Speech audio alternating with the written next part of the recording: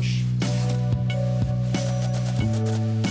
trouvé le polar Premier roman extraordinaire. C'est écrivain français. le plus beau livre d'amour, de témoignages d'amour que j'ai lu.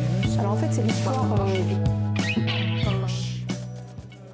Alors après le football tout à l'heure avec Pierre Louis Basse, je vous retrouve maintenant avec deux jeunes auteurs qui sont certainement parmi ce qui se fait de mieux dans l'écriture française aujourd'hui et dans le ton employé et dans l'imaginaire qu'il y a à travers leurs livres. Alors David Fuenquinos, vous êtes un auteur assez prolifique, du potentiel érotique de ma femme en passant par La délicatesse, Lennon, Je vais mieux ou alors le dernier paru, La tête de l'emploi. Et Valérie Tongkong, vous êtes également prolifique comme auteur de Big, en passant par Où je suis, Providence ou encore L'Atelier des miracles. Et moi, ce qui m'a intéressé dans votre littérature, à tous les deux, c'est qu'il y a toujours le rôle du hasard, le rôle de ce hasard sur vos personnages. Et on a l'impression toujours que vos personnages sont emportés par des situations extraordinaires. Alors finalement, est-ce que ça veut dire que tout est dû au hasard dans la vie ? Alors, moi, j'ai une vision un petit peu différente. C'est-à-dire, je pense que rien n'est dû au hasard. Bon, c'est mon point de vue. C'est-à-dire que pour moi, il n'y a pas de hasard. Les choses arrivent parce qu'elles ont un sens. Et ce qui est plus compliqué, c'est parfois de décrypter ce sens et d'en tirer des leçons, en fait. Et donc de pouvoir utiliser ces événements qui surgissent dans nos vies à notre profit pour nous amener dans des endroits, dans des lieux où on ne serait probablement jamais allé. Donc c'est plutôt ce jeu, pour moi c'est ça cette idée, c'est qu'il n'y a pas de hasard, il y a des événements qui viennent, il y a un sens, mais c'est une danse qui se pratique à deux. C'est-à-dire on a notre part de responsabilité dans notre manière de réagir par rapport à ces événements. Vous êtes d'accord avec ça, David, ou comment vous jugez justement le hasard parce qu'il y a beaucoup de situations un peu extraordinaires, du moins dans vos livres. Donc du coup, comment vous analysez ce rapport au hasard ? J'adore cette idée justement, parce que le hasard, effectivement, quand on est victime du hasard, on peut toujours se poser la question de savoir si ça existe vraiment. Et d'ailleurs, quand on croise quelqu'un par hasard, peut-être que c'est une personne qui nous suit et qui essaie de nous trouver depuis un moment. Et quand j'avais fait La délicatesse, ça s'ouvrait justement sur une citation d'une scène du livre de Cortázar, Marelle, où les deux personnages se promenaient dans Paris en permanence et essayaient de voir si elles allaient se rencontrer par hasard. L'idée qu'on pouvait provoquer le hasard. Et puis le soir, elles se retrouvaient, elles refaisaient le chemin ensemble. Mais ce qui nous rejoint aussi pas mal avec Valérie, c'est une forme d'optimisme. Et c'est vrai que L'Atelier des miracles, qui est un très beau livre, elle a eu le prix de l'optimisme. Et moi, j'avais fini 2e avec Je vais mieux. Donc on se retrouve ensemble, mais c'est plutôt au-delà du hasard, c'est surtout sur les manifestations, je ne vais pas dire positives, mais en tout cas des petits miracles. Il y a le mot miracle dans le titre de Valérie. L'idée qu'à tout moment, on peut être surpris par des situations, par la compréhension de nous-mêmes. Et finalement, le hasard, c'est presque le côté romanesque de la vie. Donc nous, ça nous excite forcément. Et du coup, vous parliez de l'atelier des miracles.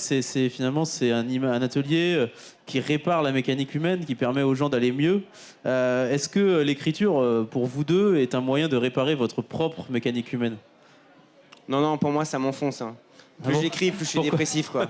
Mais justement, c'est pour ça que là, moi, je dois juste faire une petite parenthèse, parce qu'on a l'occasion, même avec Valérie, de faire quelques manifestations. Et là, moi, je suis assez émerveillé par Sa mort en poche, parce que c'est d'une élégance totale, tout est raffiné. Là, le canapé, voilà, donc on a les petits ballons. Là, les gens sont en train de déjeuner, j'ai l'impression que ça se passe bien. Oui, en général, c'est assez bon. Donc, on a des petits moments comme ça en permanence de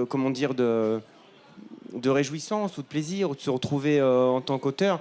Mais l'écriture, je suis pas certain que ça soit une machine à aller mieux, quoi.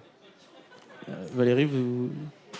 Moi, je dirais que dans mon cas, c'est quand même un outil qui me permet d'avancer, mais c'est pas l'objet. C'est-à-dire, je n'écris pas pour ça, mais quand j'écris, ça me permet d'avancer. Et du coup, je rejoins ce que disait David. Bon, quand il dit que c'est quand même, ça nous permet d'avancer dans la compréhension de nous-mêmes. Et ces héros, je trouve, c'est ce qu'ils font en permanence dans tes livres, dans Je vais mieux ou dans La tête de l'emploi. Enfin, dans l'ensemble de ces livres, ce sont des héros qui traversent une succession d'événements qui sont souvent des épreuves, mais qui se surprennent eux-mêmes en fait, et donc avancent. Et en tant qu'auteur, c'est un peu la même chose. C'est avancer on écrit, et en constatant aussi que c'est d'ailleurs en permettant à nos personnages d'avancer. Nous-mêmes, on avance sur nos propres questionnements. C'est pas, je dis pas que c'est conscient, mais c'est un travail qui se fait. Et en fait, dans vos livres, vous avez choisi tous les deux un peu d'explorer l'âme humaine et les tréfonds de l'âme humaine. Pourquoi cette volonté de s'intéresser aux individus plus qu'à la société dans laquelle ils se meuvent, en fait? Dans mon cas, c'est quelque chose de naturel. Je pense d'ailleurs certainement, enfin je ne vais pas répondre à la place de David, mais quand on écrit ce qu'il écrit ou ce que j'écris, je pense que c'est un intérêt profond et naturel pour l'être humain. Et c'est on aime les gens en fait. On aime les gens et on aime les observer, et on aime aussi. Enfin, on a de l'empathie. On a de l'empathie pour les autres, donc on a de l'empathie pour nos personnages. Enfin, en tout cas pour moi c'est ça. Mais David, sur ce point. Puis surtout, on n'est pas. Moi, je crois pas qu'on soit dans un acte de décision. C'est-à-dire que les histoires s'imposent. Est-ce qu'elles sont humaines? Est-ce qu'elles ne sont pas humaines? Finalement, ça n'a pas tant d'importance que ça.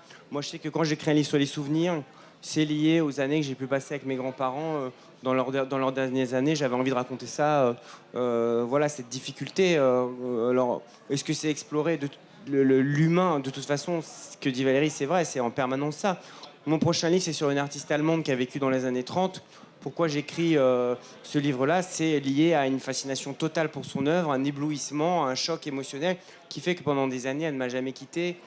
J'aime bien l'idée que de toute façon, on est toujours, pas victime de notre sujet, mais on n'est jamais dans la compréhension de notre sujet. On n'est jamais dans la préscience.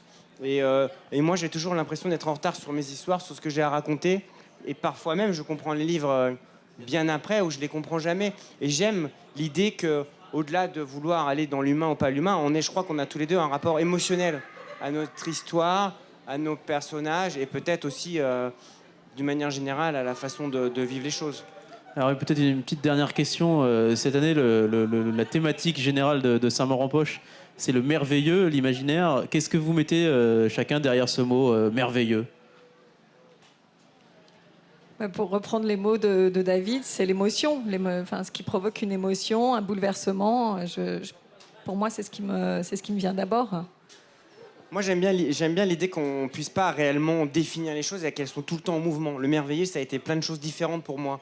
Là, actuellement, si je dois répondre à cette question, je viens de vous parler de mon prochain livre sur Charlotte Salomon. C'est vrai que pour moi, le merveilleux, ça va être dans quelques semaines de parler d'elle, de tout faire pour la découvrir, de partager finalement mon amour pour son œuvre, ma quête pour essayer de reconstituer son destin. Pour moi, le merveilleux, ça va être vraiment ça. Ça va être vraiment de faire en sorte que tout le monde la découvre. Et j'espère que, en tout cas, les gens qui vont lire le livre vont avoir envie d'en savoir plus sur elle et sur son œuvre.